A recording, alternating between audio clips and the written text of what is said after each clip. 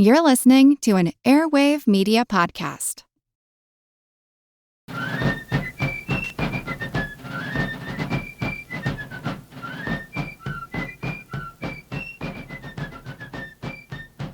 Hello, and thank you for joining the American Revolution. Today, episode 83, the Continental Congress in the winter of 1776. As I mentioned when I last focused on the Continental Congress, back in episode 75, Congress remained in continuous session after returning in September 1775. Some members would come and go, but since the congressional committees were effectively serving as both the legislative and executive branches, members had a lot of work to do. What I may not have made clear in earlier episodes was that everything Congress was doing was pretty much a secret. Congress did not meet in open sessions. From time to time, they might make some public pronouncement, such as mourning the death of General Montgomery in Canada, but no one outside of Congress really had a good idea of what they were doing. Like the country at large, though, most of Congress seemed to be moving toward acceptance of American independence. Thomas Paine's publication of Common Sense sped popular support for independence. Even so, more conservative patriots in Congress, like John Dickinson, John Jay, James Wilson, and others, refused to accept that independence would be the ultimate goal. James Wilson is not a founding father that you hear much about. He mostly comes up in trivia questions as one of only 6 men to sign both the Declaration of Independence and the Constitution. He would also become one of the first justices to sit on the U.S. Supreme Court. However, he began his career as a Philadelphia lawyer. In 1774, during the First Continental Congress, Wilson had published a pamphlet with the exciting title of Considerations on the Nature and Extent of the Legislative Authority of the British Parliament. Even at the time, it was not exactly a bestseller and largely overshadowed by Thomas Jefferson's Summary View of the Rights of British America. Now, I know when I mention these documents, you're immediately thinking, this sounds exciting. Where can I go to read these documents in their original full text? Well, of course, as always, I've created links on my blog to copies of the original text for your reading pleasure. Just go to blog.amrevpodcast.com. So while Wilson's pamphlet may not have been a bestseller with the public, the work did help establish him as a credible legal scholar in trying to protect colonial rights. In the First Continental Congress, Wilson was probably considered a moderate. By 1776, though, he was a conservative, not because his views changed, but because the majority opinion had moved considerably to the left. Conservatives in 1774, by 1776, were considered Tories and enemies of freedom. Moderates in 1774 were by this time the new conservatives.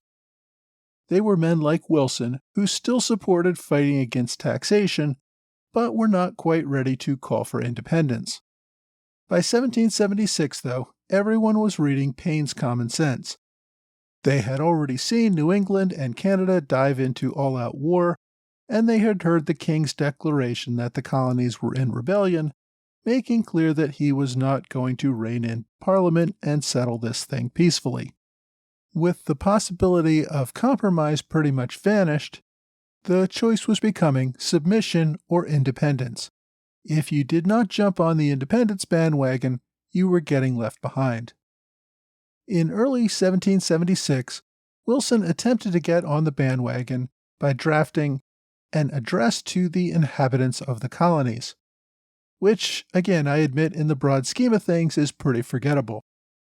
It ended with a line about how their second wish would be to continue with Britain, but their first wish was freedom. In other words, even the conservatives in Congress were reaching the conclusion that if they had to choose between independence and submission, they were willing to go with independence. Many of the conservatives thought this address would be helpful, but by the time it circulated through Congress, most thought that it did not go far enough.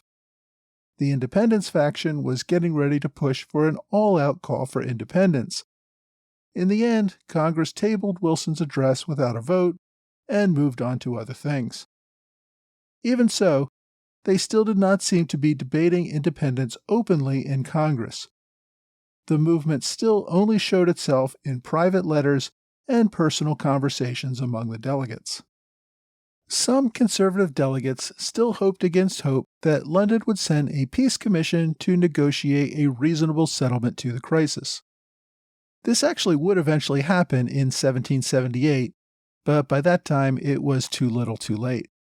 Instead, in 1775, Lord Drummond arrived in Philadelphia. Drummond was a Scottish noble who had settled in New Jersey a few years earlier. In 1774, he had traveled back to London to discuss possible peace overtures with Lord North. No one asked him to do it. He just appointed himself as a peace emissary to see if he could get the two sides talking toward some sort of compromise. Now, Drummond spoke with North about possible terms to end what was, at this time, still just tension between Britain and the colonies. Although he had no credentials to speak on behalf of anyone, he did have the most important thing in British government: family connections. Drummond was related to then Secretary of State Dartmouth, who helped him connect to Dartmouth's stepbrother, Lord North. Much of what Drummond proposed ended up in the conciliatory proposition that Parliament sent to Congress in early 1775, which I first discussed back in episode 50. But North had been unwilling to provide any specific protections in that offer. That and the fact that it reached Congress after Lexington and Concord meant that it was too little too late. Lord Drummond did not give up, though. At the end of 1775, he returned to America in hopes of getting Congress to send peace commissioners to London. Almost immediately, the radicals arrested him for being a Tory. They did parole him on the condition that he stay out of public affairs. Drummond violated that condition almost immediately by reaching out to some of the more conservative members of Congress, men like James Wilson, John Jay, and James Duane, to discuss the idea of peace terms where the colonies would get certain limited protections from internal taxation. His idea was that the colonies would provide some reasonable contribution toward the cost of their military protection, but would raise the money themselves however they liked, and would have some constitutional protection that London could not shake them down for unlimited cash whenever it wanted. Parliament would retain authority over trade, but would not use it as an excuse to raise cash through customs duties. Obviously, there were a lot of details left to resolve, but some conservative members of Congress thought it might be the only chance they had to work out a deal instead of continuing a highly destructive war. In the end, Lord Drummond did get a couple of delegates to travel up to New York covertly to get a better idea of whether this was really a genuine back-channel overture from North. Was North trying to negotiate a peaceful solution, or was this just some guy trying to make a name for himself, trying to broker a deal that nobody wanted? At the time, and as I discussed last week, General Clinton was on his way south planning to retake the Carolinas. He met with Drummond and some other intermediaries on behalf of the delegates. General Clinton, though, was getting ready for war. He was not even authorized to negotiate any sort of peace settlement. Clinton suspected they simply wanted to know his war plans or delay his mission, and blew them off. With that, the delegates returned to Philadelphia to get on with other matters. Dunmore, though, hopeful that the delegates would agree to go to London, sent a letter to General Howe in Boston asking for safe passage. He sent the letter to General Washington with the request that he forward it to Howe. Instead, Washington opened the letter, read it, and sent it back to Congress with a note that said he thought Dunmore was attempting to divide the Patriot effort and that someone there should do something about it. When Dunmore returned to Philadelphia, he was arrested for violating the terms of his parole. In March, Congress debated sending a delegation to London, but decided against it. Dunmore agreed to leave the colonies and finally was allowed to sail for Bermuda in April. In the end, nothing came of the attempted peace negotiations, although Drummond will be back for further attempts later in our story. In January and February of 76, Congress was focused on the prosecution of the war. The loss of the Northern Army on January 1st at Quebec was the first major defeat for the Patriots. It was hard to blame General Montgomery, who was now a national hero after dying in battle. Similarly, now General Arnold, also wounded in battle and struggling to maintain the siege at Quebec, had hero status as well. Many in Congress, therefore, looked to blame General Schuyler, the commander of the Northern Army and in charge of overall strategy in that theater. Schuyler had been trying to support the Army in Canada, but was also focused on the Indian problem in New York. British Indian agent Guy Johnson was gathering up arms and ammunition and trying to convince the Iroquois and some neighboring tribes that perhaps they should stop being neutral and help the king put down this rebellion. Schuyler assembled 3,000 New York militia in January to make a show of strength against the Iroquois. At the same time, he met with Iroquois leaders to assure them that the militia were not there to attack them. Rather, they were just going to stop Johnson and the few foolish locals who had joined up with him. The effort worked. The militia captured a cache of arms and ammunition that Johnson had assembled and arrested about 100 Scottish Highlanders who were prepared to fight for king and country. They dispersed anyone considering any organized effort against the Patriot movement. But all of this effort also meant that for a month following the loss in Quebec, Schuyler was not giving his full attention to the problems in Canada. In Montreal, General David Wooster got even more frustrated that his pleas for soldiers, guns, and money were falling on deaf ears back in Albany. Wooster and Schuyler already did not like each other very much, but tried to be professional and work together as best they could. But when Wooster publicly criticized Schuyler for paroling some Tories who were now causing Wooster trouble back in and around Montreal, Schuyler decided he had had enough. He dashed off a letter to Congress saying he would not work with Wooster anymore and that one of them had to go. Before that letter even reached Congress, however, the delegates had come to the same conclusion. One of them did have to go. Schuyler probably assumed that the junior Wooster would be the one that went, but the delegates decided that Schuyler would go. Well, not actually go. Congress instructed Schuyler to retain command of New York, but they gave command of Canada to General Charles Lee. As you may recall, Lee was third in command of the Continental Army, behind only Artemas Ward and Washington himself. Lee had been twiddling his thumbs in Cambridge and telling just about anyone who would listen how he could do a much better job than just about anyone, anywhere. Giving him an independent command in Canada, Congress thought, would give Lee a chance to put up or shut up. The British looked like they would secure Canada within the next few months. Perhaps Lee could do a better job than Schuyler. Meanwhile, they sent Schuyler from Albany to New York City, where he could prepare for a possible British invasion there. Then, a few weeks later, Congress reversed themselves. Part of the reversal may have been objection raised by the New York delegation, who saw their general being treated unfairly. I think Washington himself also objected to these changes, though he seems so polite and accommodating in his written correspondence that it's sometimes hard to tell. But Washington really wanted Lee in charge of New York City. He respected Lee's ability to set up defensive lines and was sure the British would attack there once they left Boston. So, in the end, Lee did go to New York City, and Schuyler stayed in Albany. However, he did not get Canada back under his command. Instead, Congress promoted Brigadier General John Thomas to Major General and sent him to command Canada. Thomas would replace General Wooster, who just about everyone seemed to dislike by this point. Wooster ended up returning to Connecticut and commanding the local militia there. All of this made very clear that Congress was not going to sit back and let Washington manage the army. Congress would direct what generals went where and maintain close control of the army. General Washington, determined not to become the next Cromwell, would make suggestions or express concerns, but he would always follow Congress's orders without complaint, even if he had personal misgivings.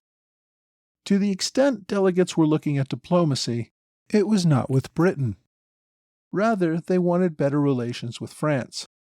As I discussed back in episodes 71 and 75, France had already sent Bonvillars to feel out the idea of better relations between France and the colonies. Everyone understood that if they were going to defeat Britain militarily, they would need a major European power, at least to supply them with guns, ammunition, and other supplies. Ideally, that other power would go to war with Britain directly and force London to focus on problems beyond the colonies. France, the age-old enemy of Britain, was certainly the most obvious choice in such a plan. To see if there was a possibility of making this happen, Congress sent its first envoy to Paris. Of course, it could not be an official envoy. The colonies were still governed by Britain and had no foreign policy authority of their own. If France recognized an envoy, it would be tantamount to recognizing American independence, which probably would force Britain to declare war on France. Instead, the envoy would go posing as a private merchant, looking to make deals to buy trade goods to sell to the Indians in America. Even that, of course, violated British trade laws, but I guess it was good enough cover to argue France was not getting directly involved in the war. Congress's choice for this first envoy was a delegate from Connecticut named Silas Deane.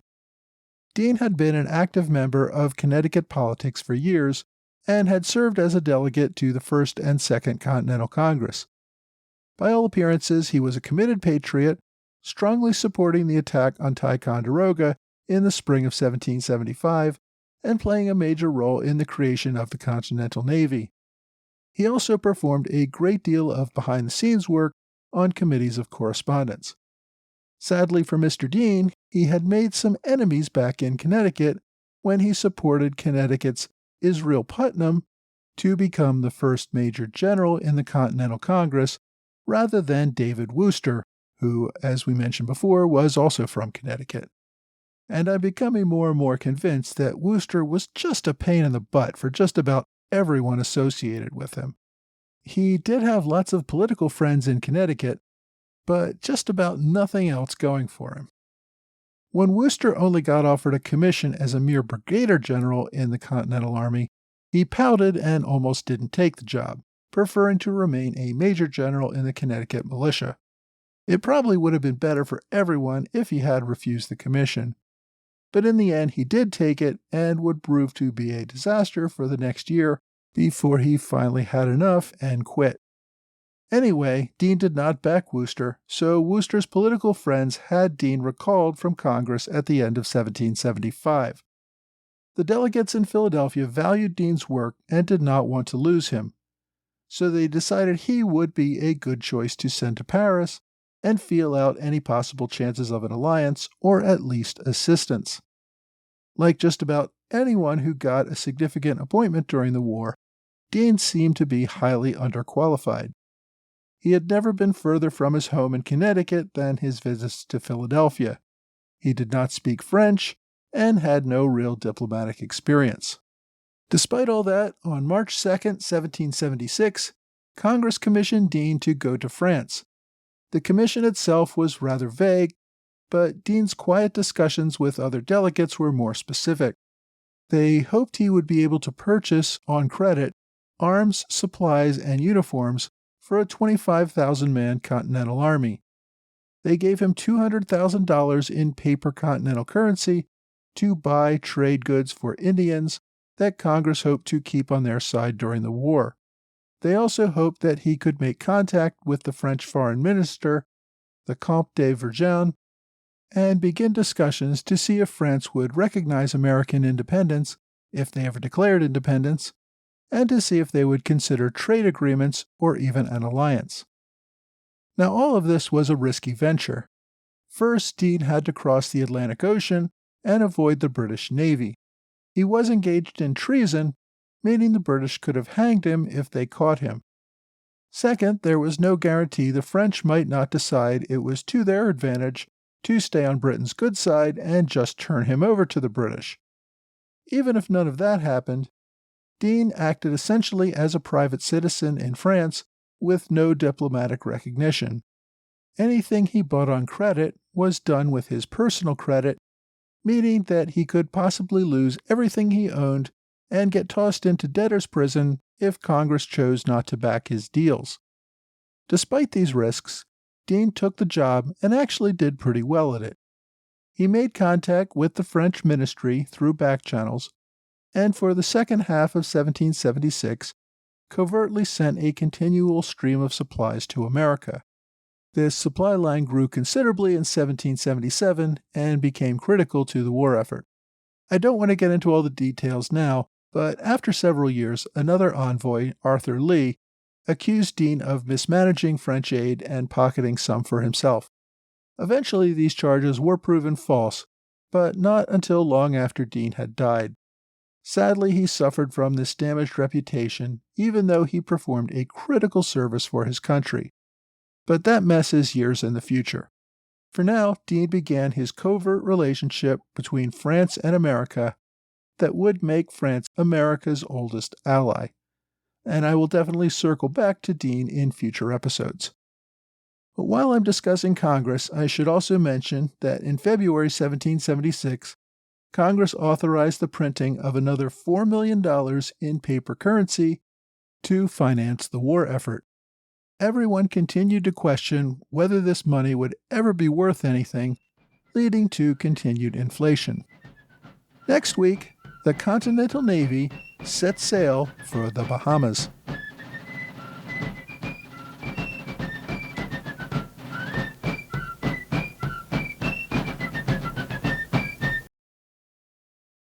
Hey, welcome back to another American Revolution podcast, book recommendation. Before I get to this week's book, I just want to clear up a little confusion. For many months now, I've offered people the opportunity who want to support the podcast financially the ability to send me a PayPal donation. Recently, I've also added the ability to make donations via Patreon. Both options remain available. PayPal is usually best if you want to make a one-time donation. Patreon is more for people who want to make continuing monthly donations in small amounts and get more access to certain podcast extras. Also, wanted to remind people, if you ever shop at Amazon, and yeah, who doesn't, you can support this podcast with your everyday purchases. If you start by going to a book link from any of the books listed at the bottom of my blog episodes, blog.amrevpodcast.com, that will take you to the book on Amazon. But you don't have to buy the book. From there, if you search on Amazon for whatever you want to buy, the podcast still gets credit for bringing you to the site, and we get a small commission on any of your purchases.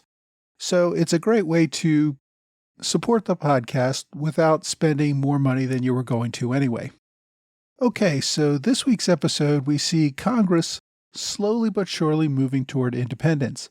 Even the more conservative members are beginning to accept that there is really no other option. It would still be many months before the cautious delegates would finally make the fateful decision, but things are definitely trending that way. We also saw that Congress is making its first tentative steps into the world of international diplomacy. Although Benjamin Franklin is probably the only delegate with anything close to diplomatic experience for his years of service as a colonial agent in Britain, he shows no interest in the job at this time. Remember, travel to Paris at a time when the British Navy controlled the seas was fraught with danger. I think the delegates may have thought it best to send someone a little more expendable as their first try. I will definitely try to get into more of Silas Deane's adventures in France in a future episode. Although he's kind of a forgotten founder today, he really was critical to getting France involved in supporting America. Also, I hope you notice that every time I do an episode about the Congress, I mention that they are once again printing more millions of dollars worth of Continental currency. These mountains of paper money with nothing to back them up but promises from a Congress that, who knows, may not even exist in a few years, are going to cause monetary problems for everyone for years to come. Congress, however, has no choice and just keeps going. Following these actual deliberations of the Continental Congress is probably one of the least examined aspects of the Revolution. We're all kind of aware that the Continental Congress is sitting in Philadelphia and doing things, but outside of a few events like the Declaration of Independence, we really don't pay much attention to the many years of debate and governing that they did. So there are a few books that cover the Congress very well. I'm going to recommend one of them today, The Reluctant Rebels by Lynn Montrose. It covers the entire Continental Congress from 1774 until 1789, when the Constitution replaced it with the new U.S. Congress. The book itself is a little over 400 pages of text. Covering 15 years in that number of pages means that it provides a decent overview without plunging into too much minutiae. The book itself is rather old, first published in 1950. At that time, history books tended to be a little more patriotic than today, focusing more on the positive aspects of the era rather than digging into the more unseemly details. So I think this book falls prey to that bias, but it's still a very good and accurate overview of the Continental Congress. The author, Mr. Montrose, was a World War I veteran who wrote for many newspapers and magazines and has also written a bunch of other books. He was not an academic, and he passed away in 1961. The book is well researched and includes sources, but is not overly footnoted. I found the book a useful starting point to give an overview of what Congress was doing when. If you're interested in reading more about the Continental Congress generally, then you should give this book, The Reluctant Rebels, a try. Well, that's all for this week. I hope you will join me again next week for another American Revolution podcast.